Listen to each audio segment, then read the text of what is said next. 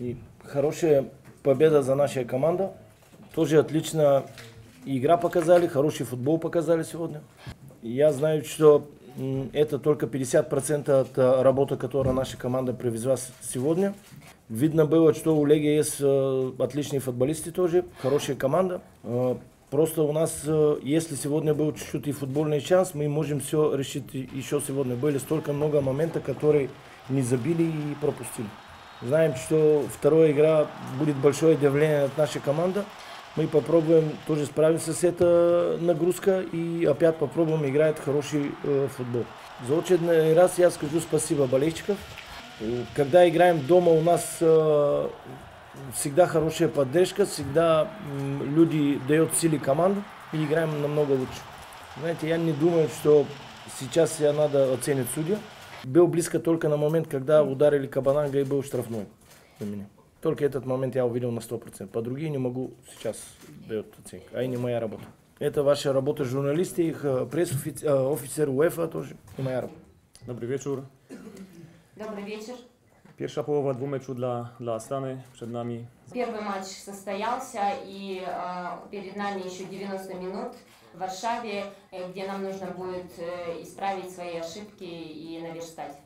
Сегодня, конечно же, этот матч начался лучше для Астаны. Нам потребовалось время для того, чтобы привыкнуть к искусственному газону, для того, чтобы почувствовать скорость. Но у нас были такие ситуации, 2 раза Михаил Кухарчик имел возможность забить гол. Мы потеряли эти 2 гола. Мы не должны были в 42-й минуте, не должны были нам забить гол после контра. В перерыве мы немножко установили,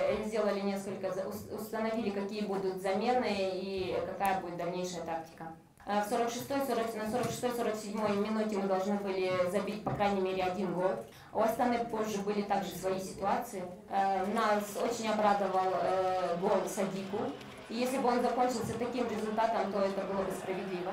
Нам очень жаль то, что на 92-й минуте в добавочное время был забит еще 1 гол. Астана замечательно это сделала, у нас было преимущество, и мы могли еще сделать штрафной удар, но, к сожалению, этого не произошло. Так как я сказала в начале, первый матч закончился результатом 3-1, но у нас еще есть вторая половина двухматчевого противостояния, которое пройдет в Астане. Еще 90 минут у нас есть.